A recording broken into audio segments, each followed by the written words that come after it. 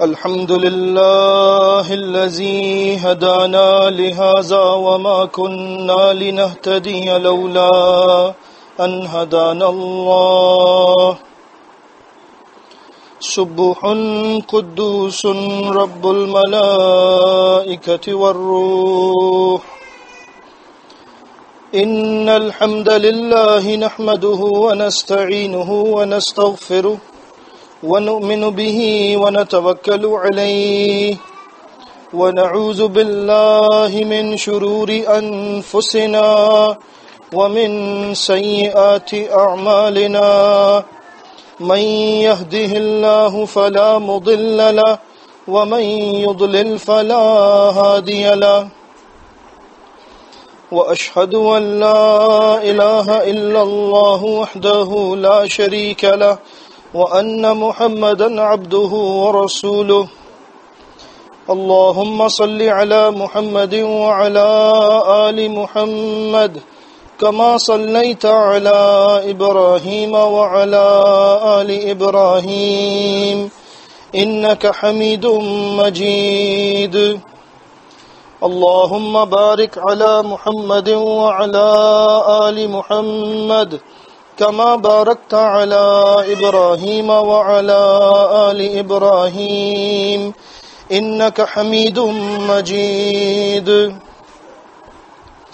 أما بعد فإن خير الحديث كتاب الله وخير الهدي هدي محمد وشر الأمور محدثاتها وكل محدثة بدعة وكل بدعة ضلالة وكل ضلالة في النار أعوذ بالله السميع العليم من الشيطان الرجيم من همزه ونفخه ونفثه سورہ حج کی آخری آیت ہے اور اللہ رب العزت نے ارشاد فرمایا وَجَاهِدُوا فِي اللَّهِ حَقَّ جِهَادِهِ اور اللہ کے رستے میں کوشش کرو جس طرح سے اللہ کے رستے میں کوشش کرنے کا حق ہے هُوَ اجْتَبَاكُمْ اللہ نے تمہیں اپنے دین کے لیے چن لیا ہے وَمَا جَعَلَ عَلَيْكُمْ فِي الدِّينِ مِنْ حَرَجٍ اور اس نے تمہارے لیے دین کے معاملے میں کوئی تنگی نہیں رکھی ملت ابیکم ابراہیم یہ دین ملت ہے تمہارے باپ ابراہیم علیہ السلام کی ہوا سماکم المسلمین من قبل وفی ھذا اس اللہ نے تمہارا نام مسلمین رکھا ہے اس قرآن میں بھی اور اس سے پہلے تمام کتب سماوی میں لیکون الرسول شہیدا علیکم دین کے لیے کوشش کرو اور یہ جان لو کہ محمد الرسول اللہ صلی اللہ علیہ وسلم قیامت کے دن تم پر بحیثیت گواہ کے کھڑے کیے جائیں گے وَتَكُونُوا شُهَدَاءَ عَلَى النَّاسِ اور تمہیں دنیا کے تمام انسانوں پر بطور گواہ کے پیش کیا جائے گا پھر تم سے پوچھا جائے گا کیا تم نے لوگوں تک دین پہنچایا تھا یا نہیں پہنچایا تھا فَأَقِيمُوا الصَّلَاةَ لہذا صلاۃ کو قائم کرو وآتوا الزکاۃ اور زکوٰۃ پابندی سے ادا کرتے رہو واعتصموا باللہ اور اللہ کو مضبوطی سے تھام لو ہوا مولاکم اللہ ہی تمہارا مولا ہے فنعم المولا ونعم النصیر تو کتنا اچھا وہ مولا ہے اور کتنا اچھا وہ مددگار ہے اس آیت میں اللہ رب العزت نے مسلمین سے خطاب کیا ہے یعنی ان لوگوں سے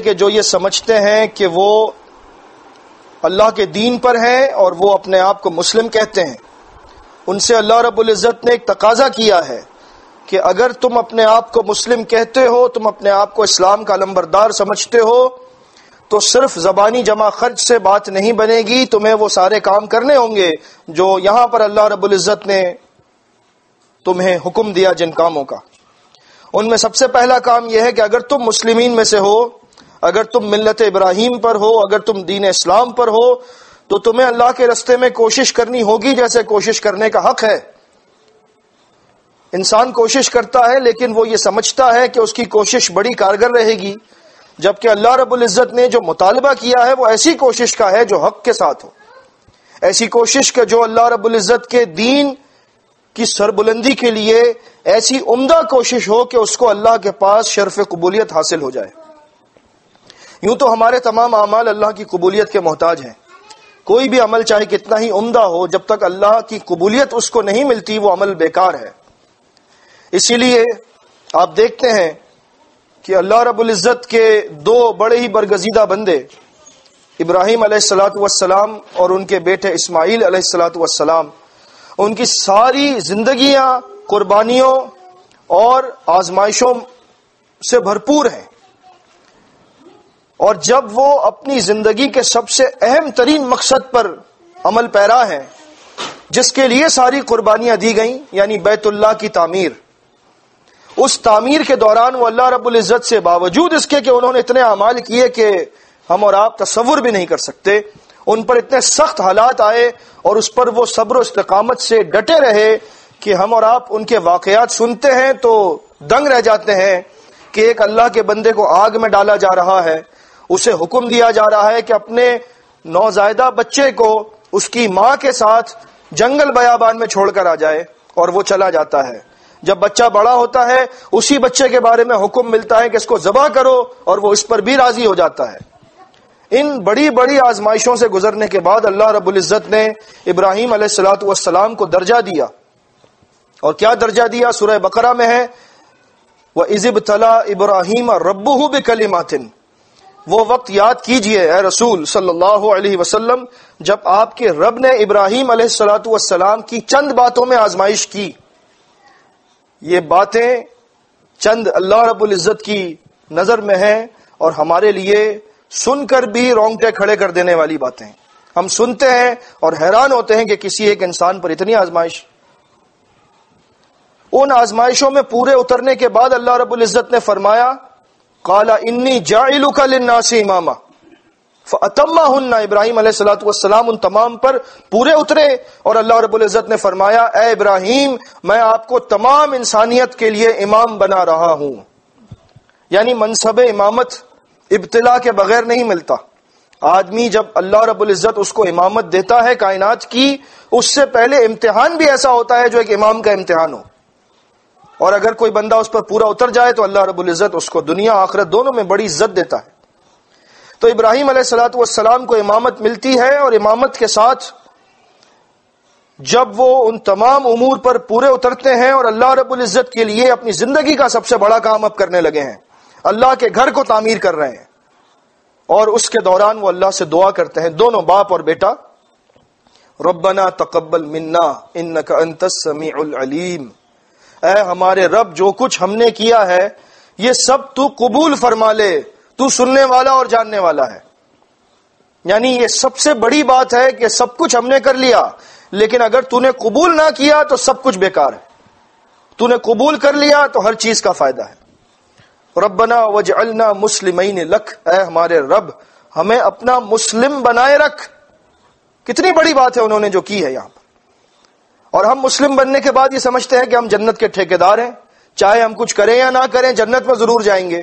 اور یہاں پر یہ اللہ سے ڈرنے والے انتہائی متقی پرہیزگار اور اللہ سے کیا دعا کرتے ہیں؟ اے ہمارے رب ہمیں اپنا مسلم بنائے رکھ، کیونکہ اگر مسلم حالت پر موت ہوئی تو جنت پکی ہے انشاءاللہ۔ لیکن مسلم حالت پر موت ملتی کیسے ہے؟ یہ استقامت ملتی کیسے ہے؟ ایک بندہ مسلم ہوتا ہے، بڑے اعمال کرتا ہے، لیکن وہ ہمارے سامنے ہی دوبارہ اسلام سے دور ہو جاتا ہے۔ وہ کون سے کام ہیں جن کو کرنے سے ہماری موت اللہ کے فضل سے اسلام پر ہوگی؟ ان سارے کاموں پر ہمیں توجہ دینی چاہیے۔ اور وہ کون سے کام ہیں جن کو کرنے سے اللہ ہدایت دینے کے بعد چھین لیتا ہے؟ ان کاموں سے ہمیں دور رہنا چاہیے، ورنہ آپ دیکھ لیجئے کہ انبیاء علیہ الصلوۃ والسلام اللہ کے چنیدہ بندے ہونے کے باوجود اتنا ڈرتے ہیں کہ وہ اسلام پر موت کی دعائیں کرتے ہیں اللہ سے۔ انہیں معلوم ہے اگر اسلام پر موت ہوئی تو سب ٹھیک ہے، اگر اسلام پر موت نہ ہوئی تو سب بیکار ہے۔ ایک اور عظیم ہستی جن کی زندگی آزمائش سے بھرپور، ابتلا سے بھری ہوئی، یوسف علیہ الصلوۃ والسلام، کیسی کیسی آزمائش ان پر آئی ہے، اللہ کی پناہ۔ ہم اور آپ تصور نہیں کر سکتے کہ ایک بچہ بچپن میں اپنے باپ سے جدا ہو جاتا ہے، اس کے بھائی اس کے دشمن بن جاتے ہیں، سوتیلے بھائی اس کو کنویں میں ڈال دیتے ہیں، وہاں سے وہ ایک اجنبی ملک میں جاتا ہے، وہاں فروخت کر دیا جاتا ہے، پھر ایک انجانے گھر میں اس کو بھیج دیا جاتا ہے، وہاں پر جب وہ جوان ہوتا ہے تو اس کو مصر کی عورتوں کے ذریعے آزمایا جاتا ہے، ان سب پر وہ پورا اترتا ہے، پھر اللہ سے دعا کرتا ہے کہ اللہ اگر یہ عورتیں مجھے بدکاری کی طرف بلاتی ہیں، اس سے بہتر ہے کہ مجھے تو قید خانے بھجوا دے۔ خود دعا کر کے اللہ سے سالوں تک قید خانے میں پڑا رہتا ہے اور وہاں بھی اللہ کے دین کو پہنچاتا ہے۔ اس کے بعد اللہ رب العزت وہ جب وقت پورا ہوتا ہے تو قید خانے سے ان کی رہائی ہوتی ہے، پھر اللہ رب العزت ان کو وہ اعزاز دیتا ہے کہ اسی مصر کے خزانوں کی کنجیاں ان کے ہاتھ میں ہوتی ہیں۔ ان سب سے گزرنے کے بعد وہ اللہ سے دعا کرتے ہیں، سورہ یوسف میں ہے، فاطر السماوات والارض، اے آسمانوں اور زمین کے پیدا کرنے والے، انت ولی فی الدنیا والآخرہ، تو ہی دنیا اور آخرت میں میرا کارساز ہے، توفنی مسلما والحقنی بالصالحین، مجھے موت اس حالت پر دینا کہ میں مسلم ہوں اور مجھے آخرت میں نیک لوگوں کے ساتھ شامل کرنا۔ تو انبیاء علیہ الصلوۃ والسلام مسلم مرنے کی دعا کرتے ہیں، انہیں معلوم ہے کہ مسلم بننا اور چیز ہے، مسلم مرنا اور چیز ہے، مسلم بننا آسان ہے، مسلم مرنا مشکل ہے، اور اسی لیے اللہ رب العزت نے ہمیں دعا سکھائی سورہ آل عمران میں، ربنا لا تزغ قلوبنا بعد اذ ہدیتنا وہب لنا من لدنک رحمتا انک انت الوہاب، اے ہمارے رب جب تو نے ہمیں ہدایت دی ہے تو اب ہمارے دلوں کو ٹیڑھا نہ کر دینا، کہ دل ہی ہے جس پر نصیحت اثر کرتی ہے، دل ہی ہے جس کو ہدایت ملتی ہے، اگر دل ٹیڑھا ہو جائے تو بڑے بڑے لوگ پھر حق سے دور ہو جاتے ہیں۔ میں اور آپ کیا حیثیت رکھتے ہیں؟ اللہ کے رسول صلی اللہ علیہ وسلم اکثر یہ دعا کیا کرتے تھے، صحیح مسلم کتاب الدعا و ذکر میں ہے، یا مقلب القلوب ثبت قلوبنا علی طاعتک ثبت قلوبنا علی دینک، اے دلوں کے پھیرنے والے ہمارے دلوں کو اپنی اطاعت پر قائم رکھ، ہمارے دلوں کو اپنے دین پر ثابت قدم رکھ۔ یہ اللہ کی بڑی نعمت ہے، بلکہ میں کہتا ہوں سب سے بڑی نعمت ہے کہ آدمی کو ہدایت مل جائے اور ہدایت پر ہی خاتمہ ہو، خاتمہ بالخیر، اس سے بڑی کوئی نعمت نہیں ہے۔ اور یہی سمجھنا ہم سب کے لیے ضروری ہے کہ ابراہیم علیہ الصلوۃ والسلام جیسی ہستی، یوسف علیہ الصلوۃ والسلام جیسے متقی پرہیزگار انسان، اور اللہ کے رسول صلی اللہ علیہ وسلم جیسی ہستی، امام المتقین، امام الانبیاء، امام المجاہدین، جو صفات کسی انسان میں اچھی ہو سکتی ہیں وہ تمام صفات بدرجہ اتم موجود تھیں اللہ کے رسول صلی اللہ علیہ وسلم میں، پھر بھی وہ اللہ سے ہدایت پر گامزن رہنے کی دعا کرتے ہیں، پھر بھی وہ اللہ سے یہی دعا کرتے ہیں کہ مجھے خاتمہ میرا خیر پر ہو اور میری موت اسلام پر ہو۔ تو اس چیز سے بے خوف نہیں رہ سکتا ایک مسلم کہ کبھی بھی اس پر ایسی حالت مسلط ہو سکتی ہے کہ وہ جانتے ہوئے بھی اسلام کو چھوڑ دے، لیکن اس کی وجہ اس کے اپنے اعمال ہوتے ہیں۔ اللہ کسی پر ظلم نہیں کرتا کہ کسی کو ہدایت دے پھر خود چھین لے، اس کے اپنے اعمال کا مقرر کردہ نتیجہ ہوتا ہے کہ اس سے ہدایت چھین لی جاتی ہے۔ مثلا صحیح مسلم کی حدیث ہے کتاب البر والصلہ میں، اللہ کے رسول صلی اللہ علیہ وسلم نے ارشاد فرمایا، لا یرمی رجل رجلا بالکفر ولا یرمیہ بالفسوق الا ارتدت علیہ ان لم یکن صاحبہ کذالک، اگر ایک آدمی کسی مسلم پر فسق و فجور کی تہمت لگاتا ہے، یا ایک آدمی کسی دوسرے مسلم پر کفر کی تہمت لگاتا ہے، تو وہ کلمہ اس پر پلٹ کر آتا ہے اگر وہ ایسا نہیں ہے جس کے بارے میں اس نے کہا۔ یعنی ایک ہی جملہ انسان کو اسلام سے کفر کی طرف لے جاتا ہے، صرف اس نے اپنے مسلم بھائی کے بارے میں کہا تھا کہ تو کافر ہو گیا، تو نے کفر کیا ہے، تو نے شرک کیا ہے، تو نے فسق و فجور کیا ہے، یہ کلمہ اللہ کو اتنا برا لگتا ہے کہ باوجود اس کے تمام اعمال کے وہ کلمہ پلٹ کر اس کی طرف آتا ہے اور وہ ہدایت سے محروم ہو جاتا ہے۔ یعنی اپنی زبانوں کو بہت ہی محتاط رہ کر استعمال کرنا چاہیے کہ ہماری زبان سے کسی کی تکفیر نہ ہو، کسی کے بارے میں ایسا جملہ ہم نہ کہہ دیں کہ اللہ ناراض ہو اور ہم سے ہدایت چھین لے۔ یہ لمحہ فکریہ ہے ہم سب کے لیے، لہذا بہت محتاط رہ کر آپ کسی کے بھی سلسلے میں گفتگو کریں۔ یہ بات الگ ہے کہ جن کے بارے میں آپ سے پوچھا جائے، فرض کر لیجئے ایک شخص ہے وہ نماز نہیں پڑھتا اور آپ سے کوئی پوچھتا ہے کہ بے نمازی کو آپ کیا سمجھتے ہیں، تو آپ اس کو حدیث نبوی صلی اللہ علیہ وسلم سنائیں گے، آپ اس کو بتائیں گے. صحیح مسلم کتاب الایمان کی حدیث ہے, ان بین الرجل و بین الشرک والکفر ترک الصلاۃ. ایمان والے میں اور شرک اور کفر میں اگر کوئی خط امتیاز ہے تو وہ صلاۃ ہے. جس نے صلاۃ چھوڑی اس نے کفر کیا. یہ تو آپ بتائیں گے. جو بات اللہ کے رسول صلی اللہ علیہ وسلم سے ثابت ہو وہ بات بتانے میں پھر نہیں ڈریں گے آپ کہ لگی لپٹی بات کر دی, حکمت کے نام پر حق کو چھپایا, یہ نہیں کریں گے آپ. لیکن اگر معاملہ کسی مسلم کا ہے تو انتہائی محتاط رہ کر بات کرنی چاہیے اور بہت سوچ سمجھ کر زبان کو استعمال کرنا چاہیے. صحیح بخاری کے الفاظ ہیں کتاب الادب میں, اللہ کے رسول صلی اللہ علیہ وسلم نے ارشاد فرمایا, ان الرجل لیتکلم بکلمۃ لا یلقی لها بالا. آدمی ایک بات کہتا ہے اپنی زبان سے اور وہ اس کو کہنے میں کوئی بڑی بات محسوس نہیں کرتا, وہ سمجھتا ہے کہ اس سے کیا ہوگا, کوئی فرق نہیں پڑتا. فَيَظِلُّ بِهَا إِلَى النَّارِ أَبْعَدَ مِمَّا بَيْنَ الْمَشْرِقِ وَالْمَغْرِبِ. اس ایک کلمے کے کہنے کی وجہ سے وہ جہنم میں اتنا اندر چلا جاتا ہے جتنا فاصلہ مشرق اور مغرب کے درمیان ہے, صرف ایک جملے کی وجہ سے. اور ہمارا کیا حال ہے کہ ہم اکثر اپنی محافل میں اپنی زبانوں سے غلط الفاظ ادا کر کے, کسی مسلم کی غیبت کر کے, کسی مسلم کی آبرو ریزی کر کے, اس پر بہتان لگا کر اپنے گناہ مزید بڑھاتے ہوتے ہیں اور اس پر کوئی فرق نہیں پڑتا. جس کی آپ غیبت کر رہے ہیں اس کا کچھ بھی نہیں جاتا, لیکن آپ اپنے لیے نقصان کرتے ہیں. لہٰذا ہر مسلم کو چاہیے, کیونکہ یہ بات مسلمین کے لیے ہے, کہ جہاد کی بات تو بعد کی ہے, پہلے اپنی اصلاح تو ہم کر لیں پھر جہاد کی باری آئے گی. ابھی تو ہم نے کام مسلمین والے کرنے شروع ہی نہیں کیے, ہم بن گئے مسلم لیکن شکوہ اللہ کا ہے درست. سورہ نون میں افنجعل المسلمین کالمجرمین, کیا ہم مسلمین اور مجرمین کو برابر کر دیں؟ ما لکم کیف تحکمون, تمہیں کیا ہو گیا ہے, کیسے فیصلے کرتے ہو؟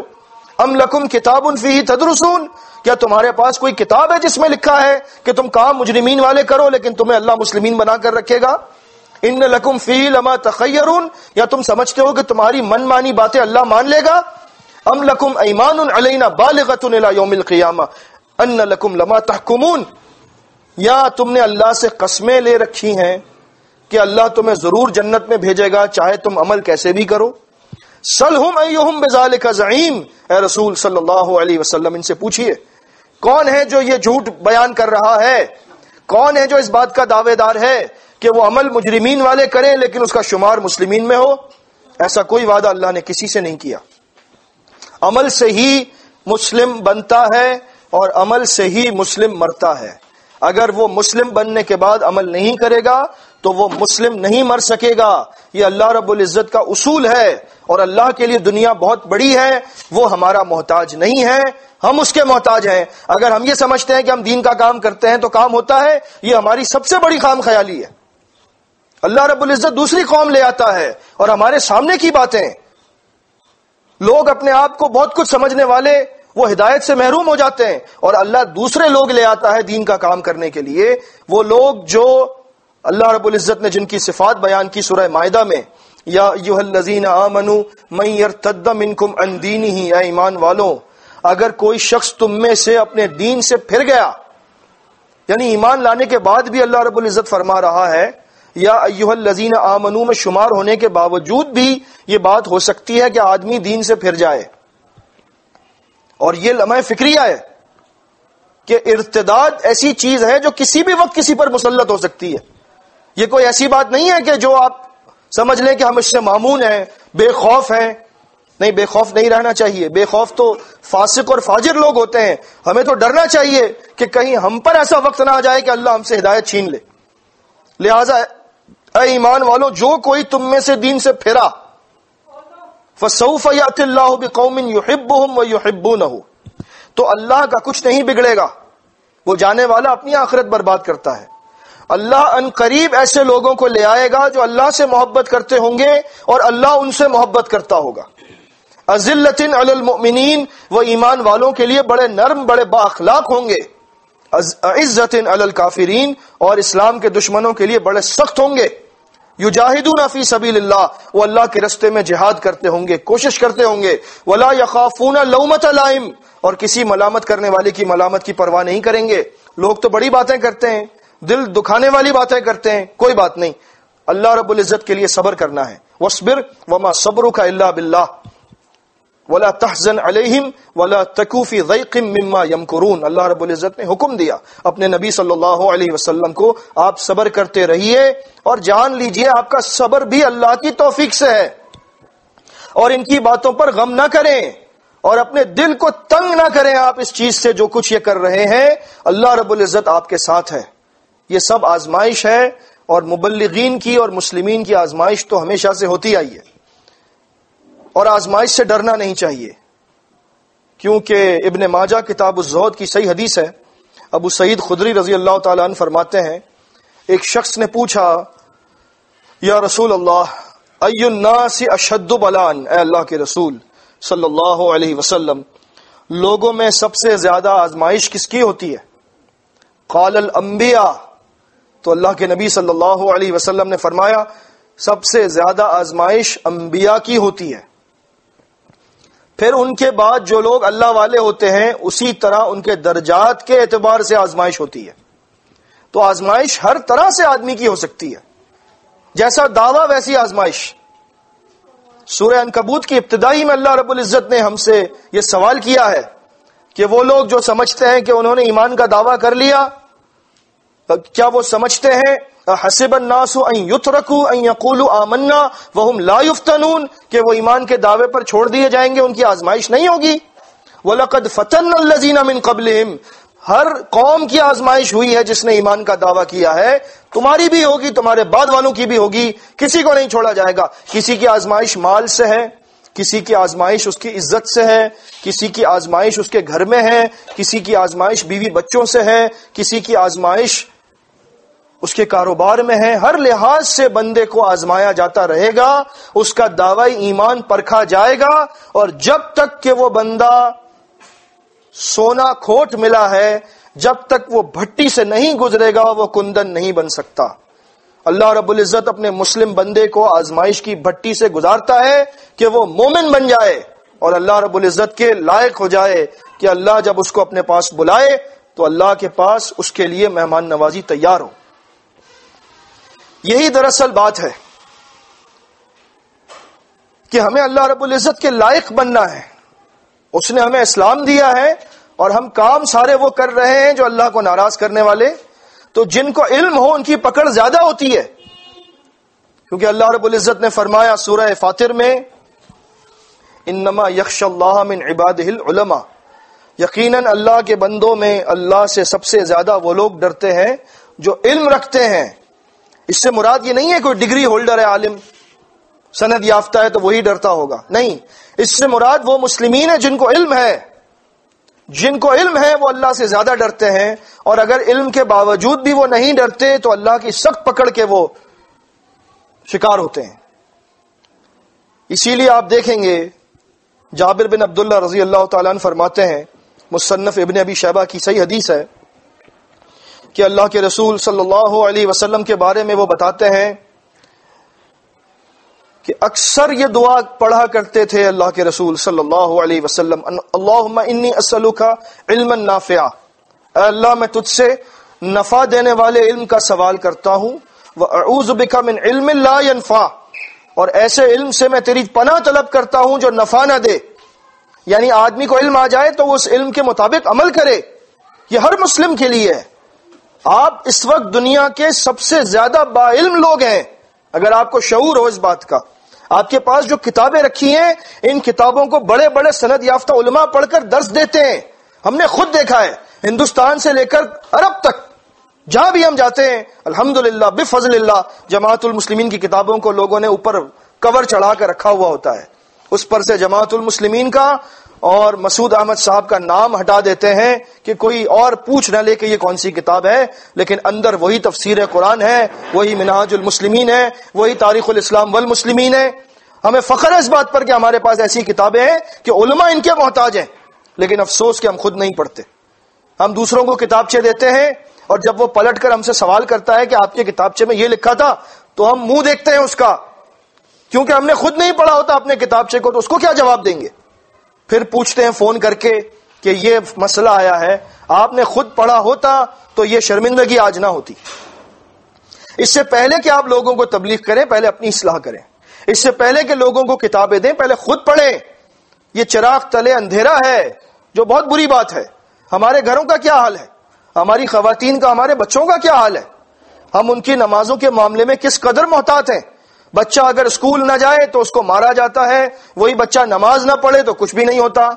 اگر بچہ فجر کی صلاۃ میں دیر سے اٹھے تو کوئی بات نہیں, لیکن اسکول کے لیے دیر سے اٹھا تو وین چلی گئی تو بڑا آسمان سر پر اٹھا لیتے ہیں.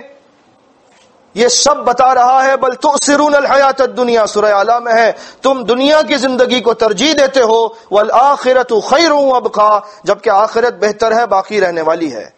ہم نے ترجیح کس کو دی ہے, پرائیورٹی کس کو دی ہے, یہ ہم جانتے ہیں. اور ہمیں اپنی اصلاح کرنی چاہیے. یہ دیکھنا چاہیے کہ ہمارے گھروں میں کیا ہو رہا ہے.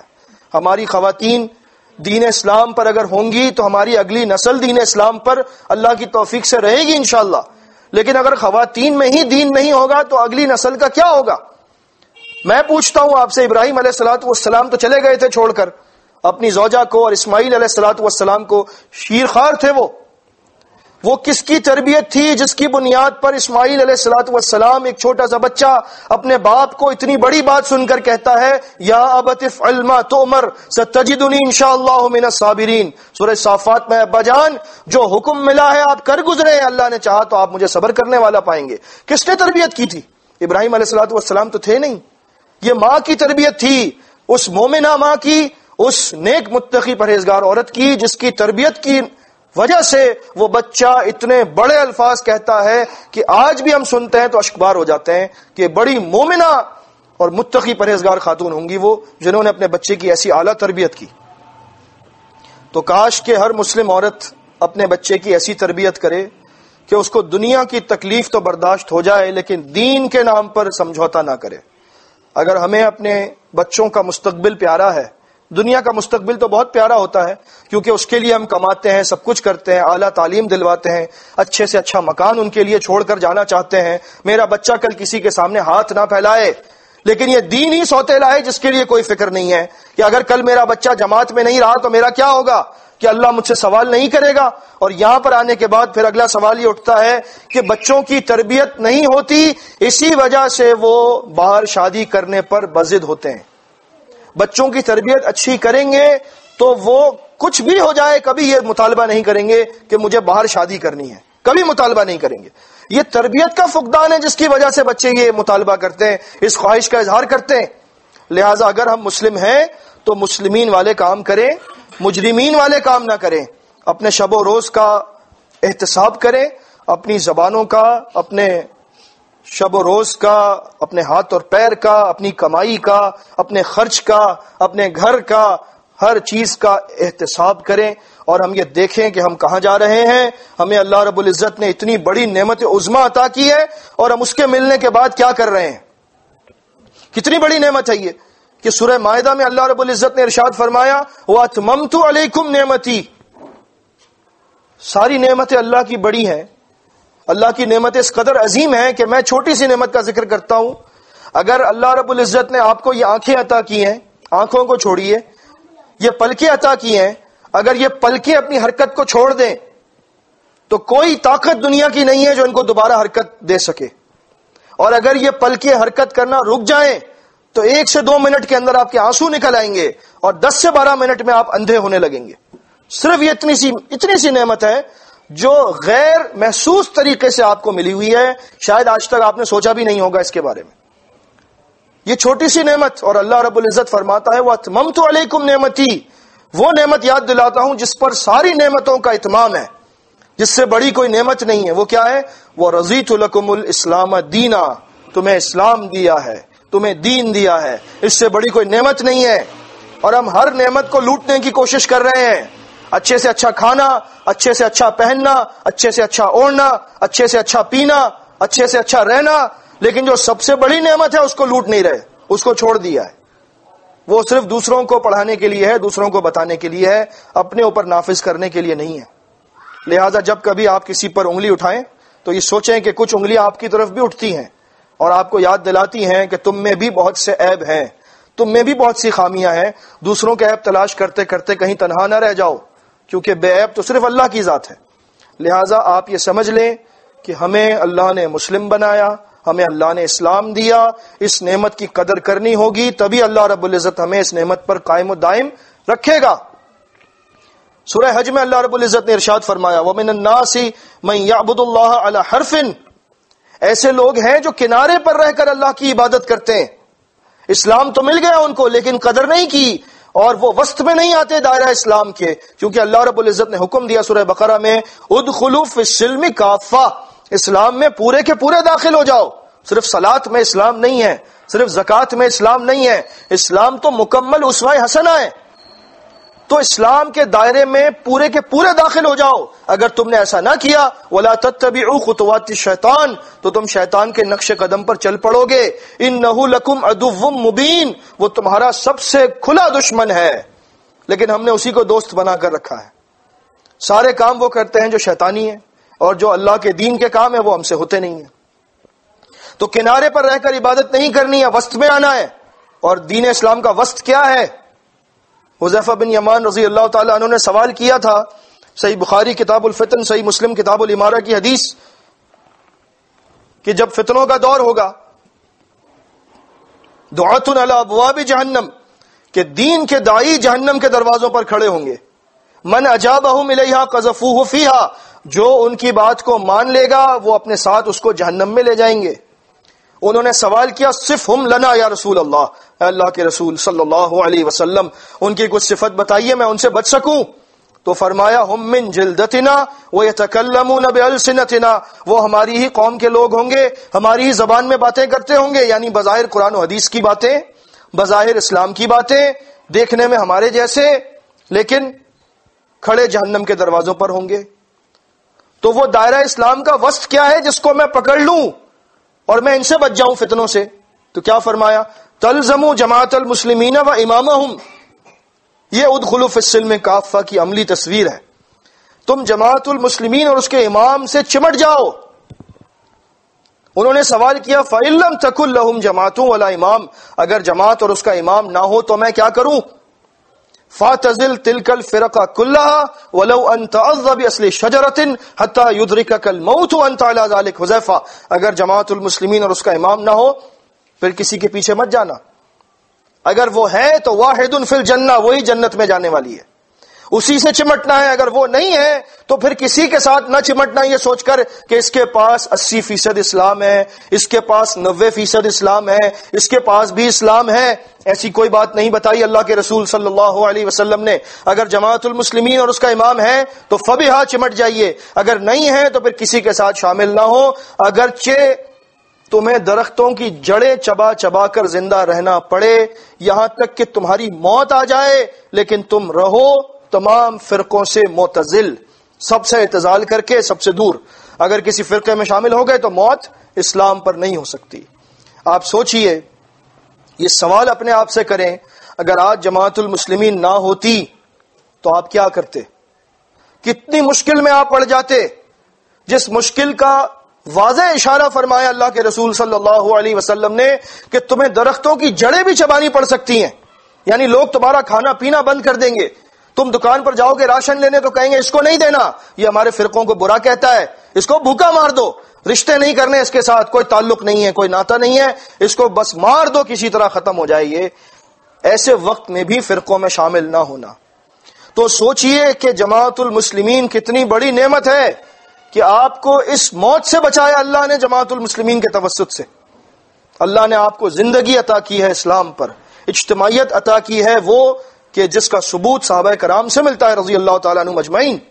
اتنے ہم خوش نصیب ہیں، لیکن ہمارے اعمال کیسے کہ افسوس ہوتا ہے۔ ہم سب کو اپنی اصلاح کرنی چاہیے، ہم سب کو اپنی اصلاح کرنی چاہیے، کوئی بھی بالا تر نہیں ہے اصلاح سے۔ ہم سب میں کوتاہیاں ہیں، سب میں خامیاں ہیں، ہم سب گناہ گار ہیں، معصوم صرف اللہ کے رسول صلی اللہ علیہ وسلم تھے۔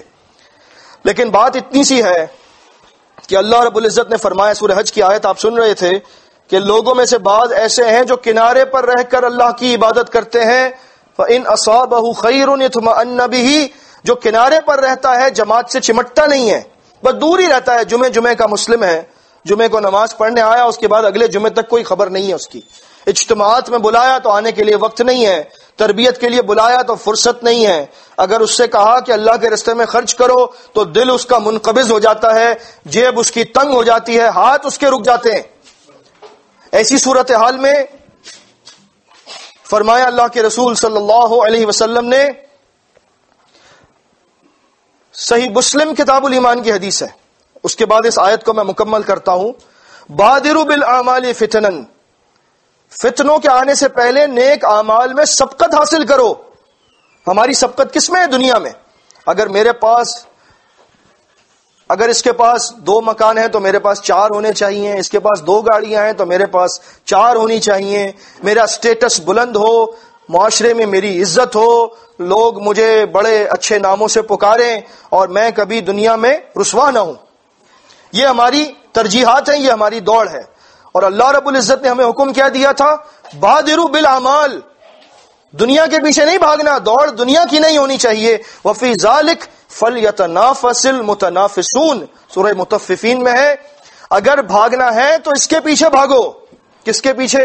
وَمِزَاجُهُ مِن تَسْنِيم عَيْنًا يَشْرَبُ بِهَا الْمُقَرَّبُونَ، اس مشروب کے پیچھے جو جنت میں ملنے والا ہے، جس میں سونٹ کی آمیزش ہوگی اور جس سے جنتی لوگ اپنے لیے الگ الگ نہریں بنا لیں گے، اپنے محلوں کی طرف رخ پھیر لیں گے کہ اس میں سے میں پیوں گا، یہ نہر میری طرف آنی چاہیے، اس میں میرا حق بھی بنتا ہے.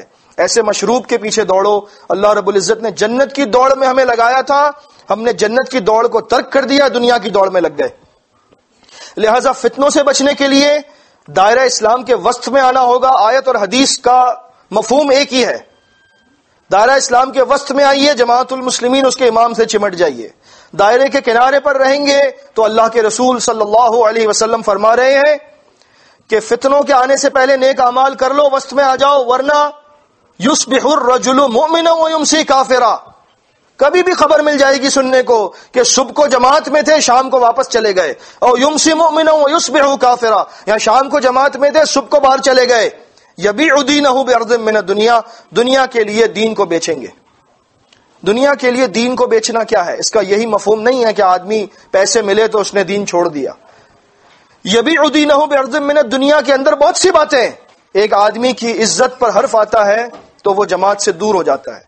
وہ کہتا ہے کہ اتنے لوگوں کے سامنے مجھے بے عزت کر دیا، میں بدلہ لوں گا، میں نہیں چھوڑوں گا. اس نے کیسے میرے متعلق یہ بات کہی، چاہے وہ امیر ہی کیوں نہ ہو. وہ اس سے بھی انتقام لیتا ہے اور اس انتقام کی وجہ سے وہ جماعت سے نکل جاتا ہے. یہی ہے دنیا کی خاطر دین کو بیچنا. اسی لیے صبر کیجئے. آپ نے صبر کے بارے میں سنا ہے کہ صحیح بخاری اور صحیح مسلم کی حدیث ہے، اللہ کے رسول صلی اللہ علیہ وسلم نے فرمایا، لن تؤتوا عطاء خیرا واوسع من الصبر، تمہیں کوئی بھی نعمت اس سے بڑی نہیں مل سکتی جتنی بڑی نعمت صبر کی نعمت ہے.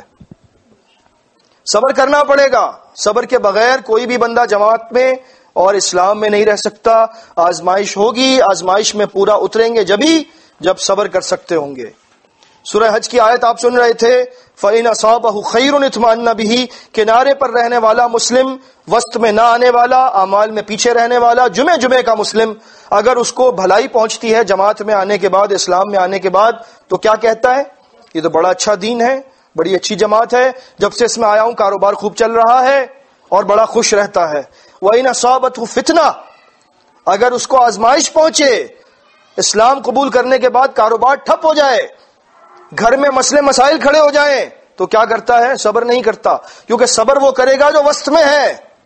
جو وسط میں ہے، چمٹا ہوا ہے، اس کو مسلمین جانے نہیں دیں گے، اس کا ہاتھ پکڑیں گے، اس کو جانے نہیں دیں گے. تو کہاں جا رہا ہے؟ غلط جا رہا ہے، ہم تجھے نہیں جانے دیں گے. اور جو وسط میں نہیں ہے، جو باہر کنارے پر کھڑا ہے، انقلب علی وجہی، کنارہ دور ہے وسط سے. اگر آپ اپنے ذہن میں خاکہ بنائیں، ایک دائرہ بنائیں اور ایک نقطہ رکھیں اس کے وسط میں، اس نقطے سے کنارے تک لکیر پہنچانے کے لیے آپ کو وقت لگے گا. اور اگر وہ نقطہ ہے ہی کنارے پر تو اس کو دائرے سے نکالنے میں ہلکی سی جنبش چاہیے، وہ باہر ہو جائے گا. یعنی وہ آدمی جو جماعت-ال-مسلمین سے چمٹا رہتا ہے، وہ فتنوں میں مقابلہ کرنے کی صلاحیت رکھتا ہے، اور اس کو مسلمین بھی نہیں جانے دیتے باہر، کیونکہ اللہ کا ہاتھ جماعت پر ہے، شیطان اکیلے کے ساتھ ہے. وہ کنارے پر ہے اس لیے شیطان کے ساتھ ہوا. شیطان نے دور موجود انسان کو پکڑ لیا، جو وسط میں تھا اس پر شیطان کا زور نہیں چلتا. بالکل وہی مثال ہے جو بکری کی آپ اکثر سنتے ہیں. اللہ کے رسول صلی اللہ علیہ وسلم نے معلم کتاب ہیں ایسی خوبصورت مثالیں دی ہیں کہ سننے والا بھی حیران ہوتا ہے کہ اللہ رب العزت نے کیا حکمت عطا کی تھی اپنے نبی صلی اللہ علیہ وسلم کو، جب آپ نے فرمایا ابو داؤد کتاب الصلاۃ کی صحیح حدیث، فَإِنَّمَا يَأْكُلُ الذِّئْبُ الْقَاسِيَةَ، بھیڑیا اس بکری کو کھاتا ہے جو ریوڑ سے دور نکل جاتی ہے.